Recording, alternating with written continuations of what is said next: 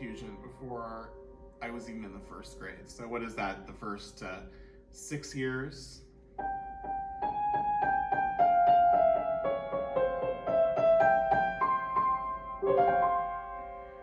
I remember when I was a toddler, about 2 years old, I was disappointed the first time I saw my reflection because it didn't match the picture that I had in my mind.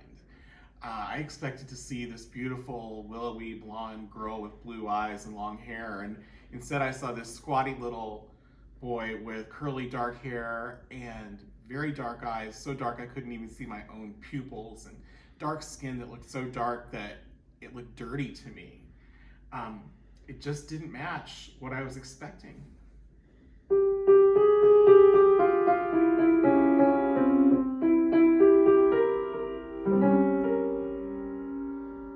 I stood right up against that full-length mirror and was looking face to face at my reflection, and I asked my mother over and over again, "Who is that? Who is that?"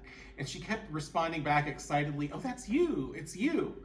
And I would say, "That's me? That is me?"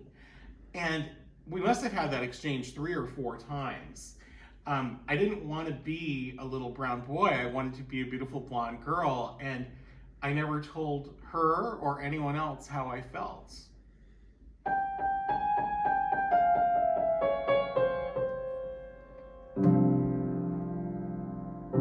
I already knew at that age that this was not something that I was supposed to be talking about or thinking about, that it wasn't normal. I just knew that I ought to be ashamed.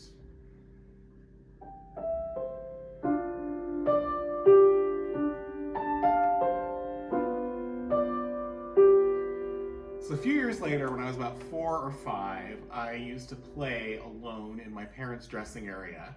I'd put on my mother's old costume jewelry and try her old purses and glasses and shoes, and just try them all on to see how they would change me.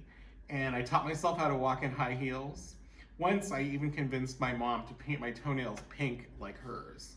My dad loved it. By this point, Barbra Streisand had become my idol, and her grand entrance from the top of the stairs at the Harmonia Gardens in that gold dress with the sequins and the feathers, that was honestly the closest I've ever come to having a religious experience. I just wanted to be both Barbra and Dolly.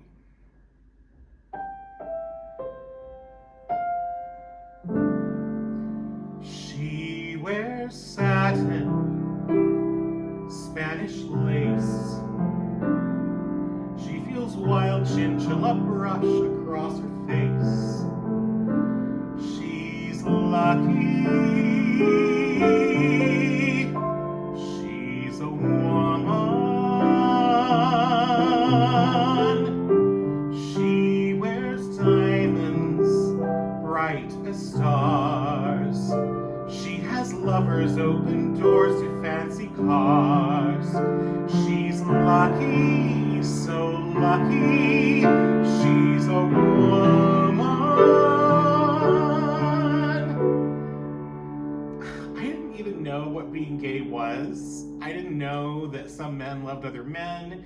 I didn't know that my Uncle Jerry was gay and that his friend Kelly was really his lover. I just knew that I felt like a girl and I had all these romantic feelings about men, and I needed to keep it under wraps because it wasn't normal. And tell me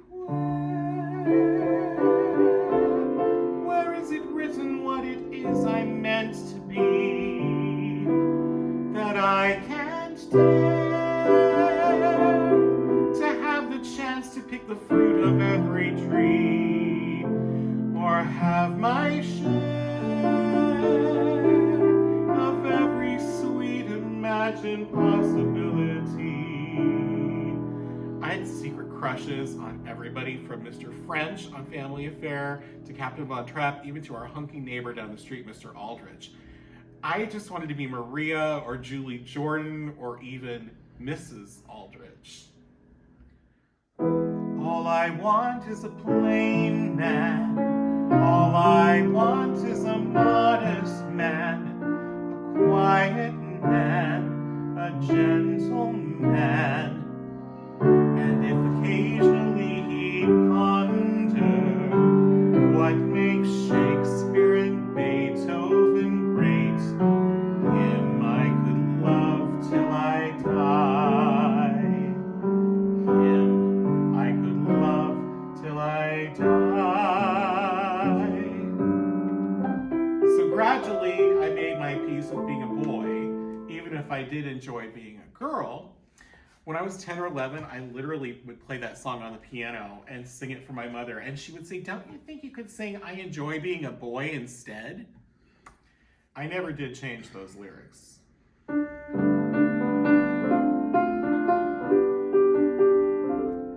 And even though I was years away from acting on any of my feelings, I do remember watching every single one of my male crushes and thinking to myself, do my eyes forget themselves?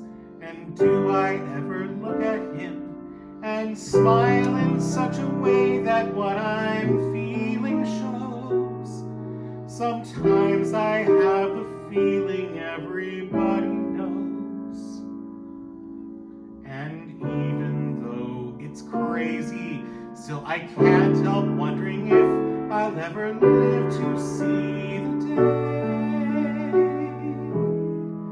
when by some miracle of miracles he'll turn around and look at me that way.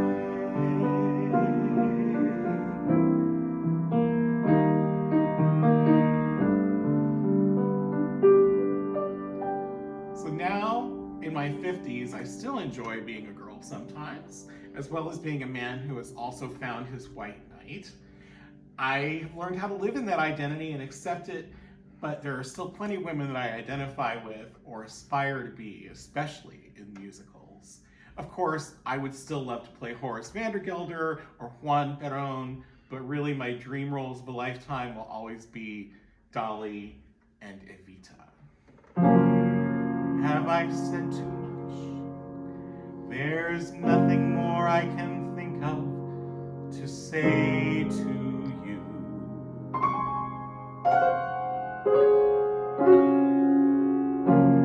But all you have to do is look at me to know that every